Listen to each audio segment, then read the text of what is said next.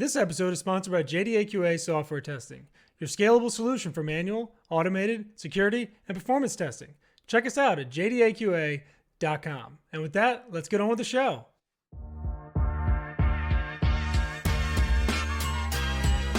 This is The First Customer, hosted by Jay Agnew.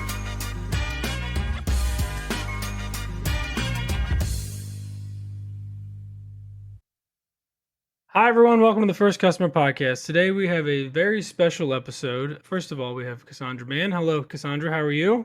Hi, Jay. Thanks for having me. Doing well. Thanks for being here. It's been a long time coming. It's a very interesting kind of path we've taken. Walt, who owns PSI, which is Precision Systems Incorporated, I believe, had, throat cancer 20 some years ago. They gave him a couple years to live. Here he is today, kind of still kicking ass and doing his thing. It's a little hard to kind of get some of that stuff across as far as like a podcast format. So Casandra and Tim, the VP of engineering over at PSI, were kind enough to introduce me to Walt in person. I sat down with Walt and got kind of a taste of his story. And, so we're going to run through a little bit of just PSI's history. Cassandra's here to obviously, correct me on any of that history or add anything else. But then I want to talk about PSI today, how they're serving their customers still after, Walt started this thing, 40 plus years ago. And so we'll just go from there. So I'm going to kick it off real quick with just kind of a run through. I sat in the same office you're sitting in right now. I got to see all that cool stuff behind you, which maybe we'll touch on. But Walt grew up in Mount Pocono area. He called himself a dirt farmer, which I loved. He went to trade school for computers. His dad was kind of a entrepreneur at heart, pushing to do this stuff. Said never work for the man a day in your life, which I love that phrase. He learned, a bunch of the core languages in school, Cobalt and RPG and assembly and Fortran. Really excelled as a programmer. And I find it super interesting. And anybody who listens to any of these other episodes, Walt started his company 40 plus years ago the same way a lot of people do today. They started with consulting. So he, had this skill set. He kind of worked his magic in GE and a bunch of other places to kind of get his bearings. And then he struck out on his own, right? He started pulling in projects from previous, employers and like people he used to work for and people he used to work with. And it's kind of the same story, which I find super, I guess, just inspiring is the easy way out word, but it's just like a very cool thing to see that it's just the same stuff over and over again. We're all doing the same stuff. You can start a successful business 40 years ago, 50 years ago, 60 years ago, maybe 100 years ago, doing the same kind of stuff, just using some skills you have to go out and start your own business. He basically had some partners early on that didn't really work out well. We'll fast forward through some of that stuff, but basically he ended up having his wife as a partner, which was his, best partner out of the lot, and obviously stayed together for this long. And she helped run the company when he wasn't feeling well. So I actually got to meet her when I was there, which was great. But then 9/11 happened. So he had this business he'd built for 20 plus years. He'd gotten through cancer and a bunch of other things. And then 9/11 happened. And when you have big government contracts or big corporate contracts around that time period, everybody got scared. Everybody stopped spending money and they lost, $7 million in contracts overnight. All their clients and contracts went away, and he could have decided to walk away and go do something else or rebuild it. So he said, "I want to rebuild it my way. No partners. Obviously his wife is still there, but kind of do it his way and hire people with good standards." I think it's where he implemented his testing procedure for new employees that you guys still do today. And again, he started the company over with a personal relationship, somebody he knew, previous, I think it was a previous coworker or somebody he'd worked with. That was the new first customer, right? So it's kind of the same thing. Start with consulting, getting a friends and family plan, I like to call it, with people in your network, and saying, "Look, this is what I do. This is what I'm doing now. Do you have any interest in it? Do you know anybody who would?" And that's another great, you know, just testament to the fact that that's still how it could be done today, as much has been done over the past 40, 50 years. Do it right the first time. I love that quote. I think just meeting you, Cassandra, and meeting Tim, and I told Walt this when I was there. The people you have in your organization are a reflection of you directly, right? Because especially your executive leadership, because you wouldn't have these people representing your company if you didn't believe in their same ideals and same personality to some degree, and some just the general attitude about how to treat customers and other people. So I commend him for that, and I think he's built a really strong team around him. I did ask what his thoughts were on this AI craze, and I don't do that, and I don't like to get into the like buzzwordy kind of like conversations, but I was genuinely curious, like what else has he seen, besides or it's similar to AI, right? Like what has come along that was going to change the world overnight, and it was the biggest thing in the world. And he said embedded microchips, which Mhm. it's hard to argue that was not true, right? I mean, it completely revolutionized the world. You guys have a bunch of embedded microchip stuff behind you that was built by your company over the years.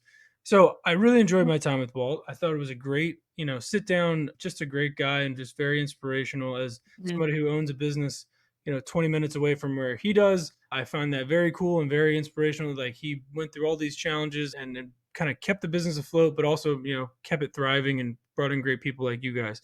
He also mentioned his grandkids, his 82 Supra, and his new black Corvette, some of his favorite things. So, Walt, when you hear this episode, thank you for your time. It was fantastic meeting you. And now, Cassandra, thank you for the patience there. I hope that was a good enough lead in. What did I miss about Walt or the story about PSI in my overview there? You were pretty comprehensive. So a lot of my like interview of Walt very much aligns with what you said, Jay.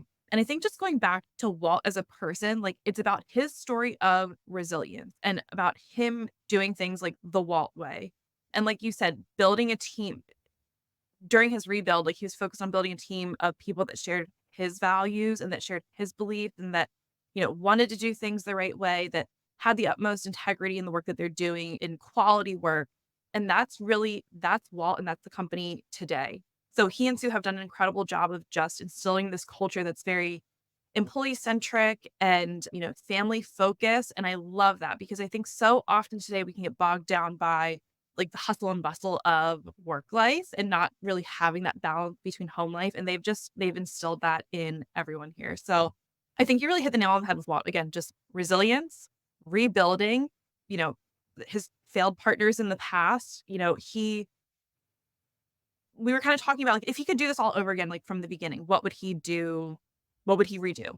And it was really just having enough faith in himself that he can do it on his own versus having to rely on partners to kind of make up for what he believed that he lacked. Hmm, And really what he thought he lacked was just a degree. And so when you go back to you're talking about consultants and how that's really trendy right now and starting your own business as a consultant, Walt did not have a, like, computer science or software engineering degree back in, the late '70s. He thought he needed that to start this business, and so he was relying on a partner who had that to make up for hmm, what he lacked. And you know what?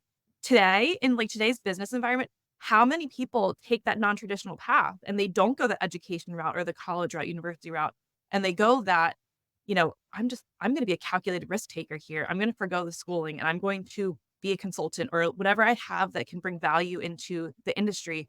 I'm going to give that to people as a service or consultancy. And that's yep, what he did back in the '70s. And right. here, 40, 45 years later, he's running a successful company today. So, like you said, kind of tying those things from 40 years ago to now, there's a lot of similarities. He just had 40 to 45 years now to look back and in hindsight see that, like, yeah, I should have had that confidence and just have done it myself from the beginning. And that's Right. where he got to then, post 9/11. When did you start at PSI? I'll be here 7 years in October, so it's hard to believe. So Okay. 7 years, nearly 7 years ago. Yep. And so we talk about first customers Mhm. in different contexts on the show typically. Who was your first customer that you dealt with at PSI? That's a good I have to think back to so my role today is overseeing the operation side of the business. My initial role here at PSI was marketing and sales manager. So I did a lot of kind of management of relationships early on. But the first project that I brought into the company was actually a surgical robotic system, which is really cool to talk about.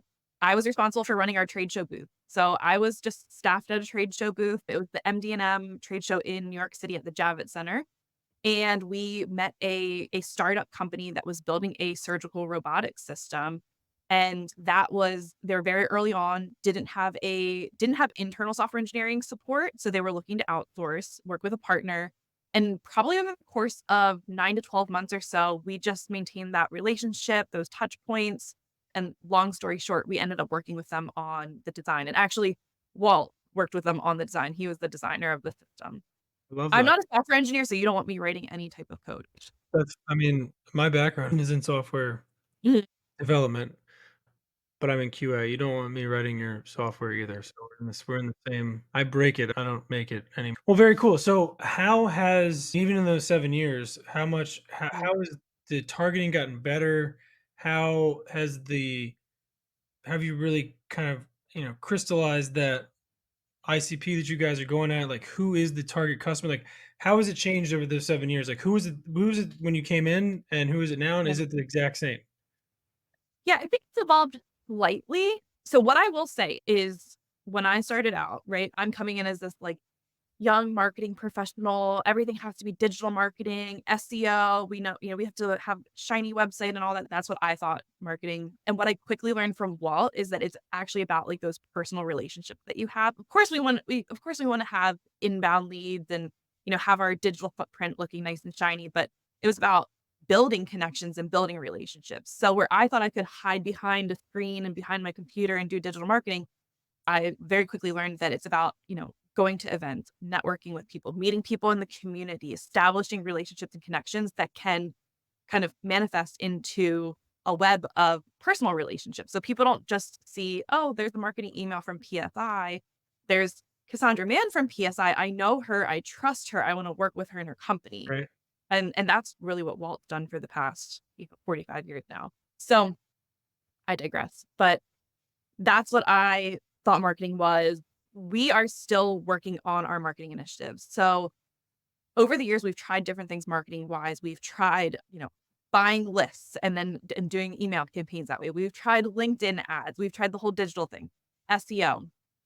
It really has, we haven't found what's right for us yet, though I think we're getting there. So we're starting to understand more about our target audience, about who we need to be connecting with.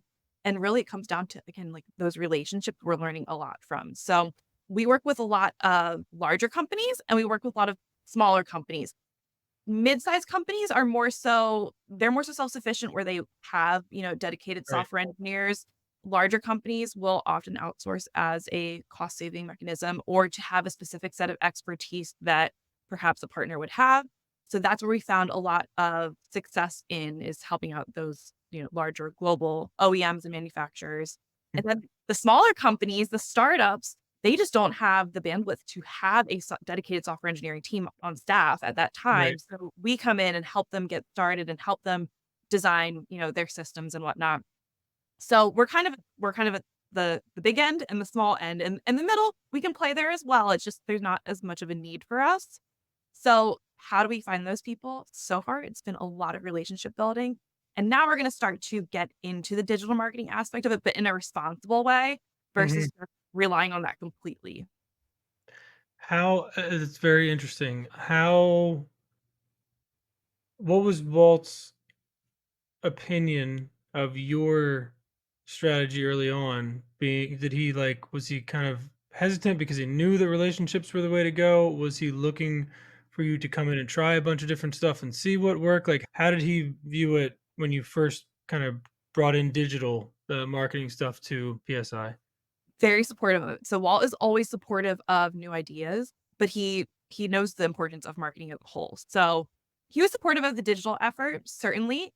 I think that we went a little heavy in that route and stopped focusing on those relationships. And so Mhm. he had to help recalibrate, okay, that's do that digital stuff, but also make sure that we're keeping the relationship maintained and that we're meeting new people and that we're still getting out there and still, branding ourselves locally because a lot of our business is local. So he had to help find that balance and help recalibrate there. And that's where I really learned a lot from him in that regard. Well, that's how I met you guys. Not that Yeah. I'm a client, but that is how I met you guys, was at a Yeah. PAX event. Tim and I think Alex were there, and I just sat down next to 2 dudes, and we're like, just talking, and I was like, I thought I had seen them because I used to live in Morrington, so, like, kind of up that ish way, and I'm like, Okay. I thought knew of the company or something, Mm. and now here we are, and, it's been a great relationship. Even if it's not, client, vendor, or whatever, it's still like there's people that I know that, I would refer you guys to and vice versa, Yeah. and it's just like a good the relationship thing has to be part of it, and it's the most Yeah. annoying, it's the most, like, emotionally draining and the most, like, scary. It's like the equivalent of, like, sales cold calls, right? Like, Yes. Yeah. go and, like, you're there and you're at this space where you don't know a bunch of people and you have to like push Um, yourself out of it. But I mean, those are the times where you make the connections that turn into something later on. So it's cool that you guys have that good balance. Now tell me what you do as the VP of operations. I know you said you have sales and marketing under you now still, but like how does that whole thing work with you? What's your roles and responsibilities? Yeah. So I still have a lot of involvement in sales and marketing. Like, for example, right now in terms of marketing, we're a bit light right now. We're looking to partner with a company that can really like enhance our digital footprint again in a responsible way. So that's basically a strategic initiative this year for PSI. And then we've actually recently hired on a business development representative. I'm super excited about him. His name is Peter Eisenhower. He actually worked at a past client of ours. And then he worked really closely with Walt in that engagement and just really loved the way that Walt did things, had a lot of respect for him, and he wanted to come work for Walt. So that all worked out really well. So we're growing in sales, we're growing in marketing. That's my main responsibility. But then there's a lot of day-to-day stuff as well. So a lot of interfacing with clients, working with our project managers just to ensure that like transition from sales and marketing into production of Mhm. our development projects, that goes smoothly. Some back office stuff in terms of like accounting and HR type of stuff, like making sure that our employees are taken care of as well. So a lot of behind the scenes, but then I'll also be in front of, our client and working on contract negotiations and lots of fun stuff. A lot of stuff that I will say, I can truly say I don't believe I would have had the opportunity to learn different facets of the business like this in any other company. Like Walt and his wife Sue, who's our CEO, they've really given me that opportunity. So I'm forever appreciative of what they've done. Yeah, it's operations is such a it's like such a bucket, you know? Like everything just gets stuck in there and it's like Anything can be operations, right? I mean, as you're saying that stuff, I'm thinking like this is what my poor COO has to deal with every day. It's like all the literally everything you just said, it's the same, and we were in a similar like IT services kind of space. So Yeah. it's like it's Yeah. very similar, like, and a lot of just overarching, you run like a daycare, right? You run like you keep everybody just like inside the lanes and like make sure that, nobody gets their, falls off the slide or whatever and just like Yeah. keeps everybody together. So I love that. No, I do have a question. What is your take on business development versus sales? Like, do you guys differentiate between that at all? I would have said previously that they were synonymous. I don't believe that today. So Okay. I do feel like the business development aspect is that relationship building component. It's so our business development manager, he is attending events, he's feet on the ground, he's, shaking hands. Does he also do sales? Yes, but I feel like that's a component that comes kind of after that business development component. And then of course you can bypass that whole business development component if you're doing digital marketing and digital sales because you're getting those inbound leads that are, kind of bypassing that initial relationship building component. And then the sales aspect, I think, is kind of the step beyond business development, and that's where, you've established a relationship, you've established that there's need, and now you're trying to figure out how to best, like, sell your services to that person or that entity or whomever. I do differentiate those now, but again, previously, I would've said, "Well, they're the same thing," account executive, business development, sales, all the same thing. But n I truly believe that they do have different, I would say, roles and the responsibilities, but then also, like, strength, right? Yeah. So, Yeah. No, it makes sense that when you're smaller, those things they are all the same thing. you wear a lot of hats in a small business. Yeah. Then you grow and you're like, oh, this is specifically what this guy is supposed to be doing for Yep. 50% of his time versus getting on calls and making sales. And like, it's fun to be part of an evolution of a company like that. Yeah. What other things have you seen evolve at PSI since you're 7 years there that you were like, that's a cool team thing or that's a cool company thing to have been part of this growth, moment for us? Like, what are some of those things that you've seen there? Yeah. So I would say the first 4 years or so that I was here, we were about 20 people or so. And then in the last 3 to 4 years, 3.5 years or so, we grew about 15 folks. Give or take, because there's been some transition there, but just the way that we were able to grow in a really short amount of time and then sustain that growth as well was Hmm. really cool to see. And I think that was just really us overcoming some fear of like, how are we going to manage more people? And then actually putting some like operational structures in place. Right. So making sure that our infrastructure was prepared for more people to support more people. As you said earlier, so Walt has standards for our software engineers, right? But we've grown those standards into like business standards as well so that we Mhm. can support growth. And I think that's really critical and really important for any company. If you're going to grow, especially if it's growing people wise, because people management is a lot, have policies and procedures in place so that it's fair and equal to everyone and so that Right. you know what you're doing. And so, when a situation arises, you have a response plan. Because otherwise, then it's just reacting and putting out fires and, never getting ahead of that. So, I'm really proud of what we've done there. And there's been a lot of different people involved in that here internally. So, that's been really cool to see.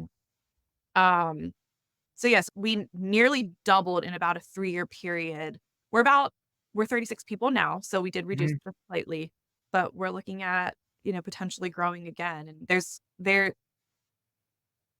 I say this now, so I'll stand by this, but software engineering is not going anywhere. I know that there's like the risk of AI and all that, but still, I truly believe that there is a human aspect that is needed there, and, like, the brilliant minds that come with that in terms of how to architect a system in the most efficient way and how to design a system, like, that's not going anywhere. So, yeah, I love the industry that we're in. I know that there's opportunity for growth here.